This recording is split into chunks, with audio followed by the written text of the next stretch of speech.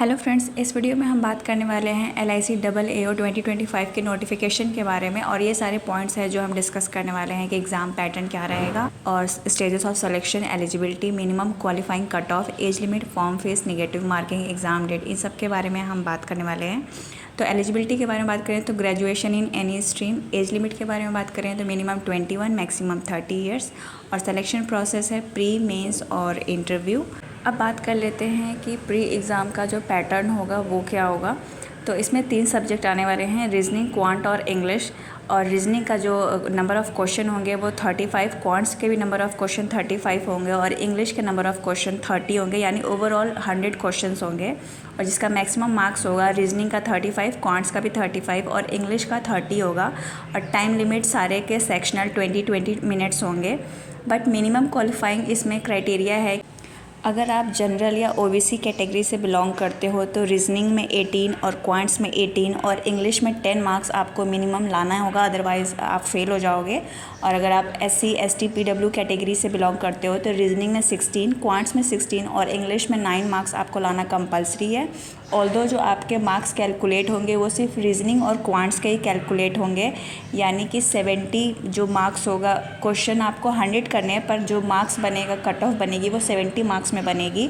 English का marks आपका calculate नहीं होगा, बट हाँ उसकी जो सेक्शनल कट ऑफ है वो आपको क्वालिफाई करनी होगी, अदरवाइज़ आप फेल माने जाओगे।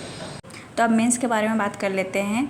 तो मेंस में आपके 4 सब्जेक्ट्स आने वाले हैं, रीजनिंग, जनरल नॉलेज और करंट अफेयर, DI और इंश्योरेंस, फाइनेंशियल मार्केट।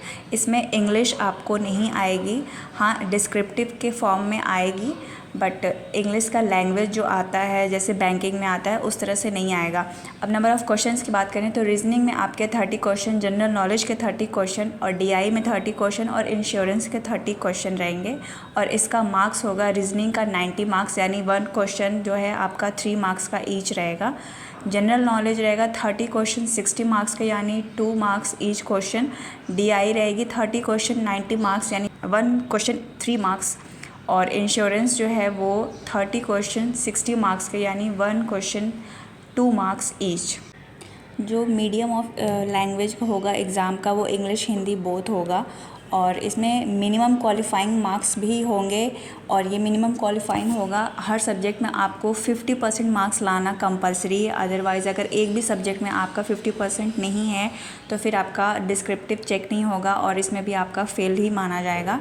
तो अगर सेक्शन वाइज बात करें तो रीजनिंग में अगर आप जनरल और OBC कैटेगरी से बिलोंग करते हो तो 45 मार्क्स, और अगर SC ST PW से हो तो 40 मार्क्स। जनरल नॉलेज में आपको जनरल OBC का 30 मार्क्स और DI में 45 मार्क्स और इंश्योरेंस का 30 मार्क्स। और SC ST PWD की बात करें तो जनरल नॉलेज का 27 मार्क्स, DI में 40 मार्क्स और इंश्योरेंस में 27 मार्क्स लाना कंपलसरी है। और इसमें भी सेक्शनल टाइमिंग है, रीजनिंग का 40 मिनट्स, जनरल नॉलेज का 20 मिनट्स और DI में 40 मिनट्स, इंश्योरेंस के लिए 20 मिनट्स। इसके बाद आता है आपका डिस्क्रिप्टिव, यानी लेटर और ऐसे राइटिंग का, जो कि 2 क्वेश्चन होने वाले हैं और इसके लिए आपको मिलेंगे 25 मार्क्स। और इसमें भी मिनिमम क्वालिफाइंग क्राइटेरिया है, जनरल OBC के लिए 10 मार्क्स और SC ST PWD के लिए 9 मार्क्स।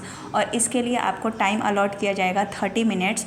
बट इसमें जो है आपकी एक कंडीशन है कि डिस्क्रिप्टिव टेस्ट आपका जो लैंग्वेज है वो क्वालिफाइंग नेचर का है, इसके मार्क्स जो है वो काउंट नहीं होंगे। और डिस्क्रिप्टिव का पेपर सिर्फ उन्हीं लोगों का चेक होगा जो कि ऑब्जेक्टिव एग्ज़ाम में क्वालिफाई होंगे सारे सब्जेक्ट्स में। नेक्स्ट अब बात कर लेते हैं निगेटिव मार्किंग के ऊपर। तो ये जो सोर्स मैं आपको निगेटिव मार्किंग के ऊपर बता रही हूँ, ये लास्ट ईयर जब वैकेंसी आई थी उसके फॉर्म में ये जो हैंड आउट था उसमें ये लिखा हुआ था, there will be no penalty for wrong answers mark by you. यानी कि इस एग्ज़ाम में लास्ट ईयर तक जब भी वैकेंसी आई थी तो उसमें निगेटिव मार्किंग नहीं हुआ करता था। अब आगे कुछ चेंज हो जाए तो उसके लिए कुछ नहीं कहा जा सकता, पर अब तक उसमें निगेटिव मार्किंग नहीं थी। तो एग्ज़ाम डेट्स के बारे में अगर बात करें तो प्री का एग्ज़ाम 5 जुलाई और मेंस का एग्ज़ाम 10 अगस्त को एक्सपेक्टेड है, according to Akash Jadhav sir. हाँ, बट उन्होंने एक कंडीशन लगाई थी कि इस एग्ज़ाम को लेकर वो 50% ही श्योर हैं कि 50% चांसेस है कि वो एग्ज़ाम इस डेट को स्केड्यूल्ड है। बात करें अगर एक्सपेक्टेड वैकेंसीज़ की तो वो 500 हैं। और फॉर्म फीस के बारे में अगर बात करें तो जनरल OBC के लिए 700 प्लस GST और अदर्स के लिए 85 plus GST। And thank you so much for watching, take care and bye bye.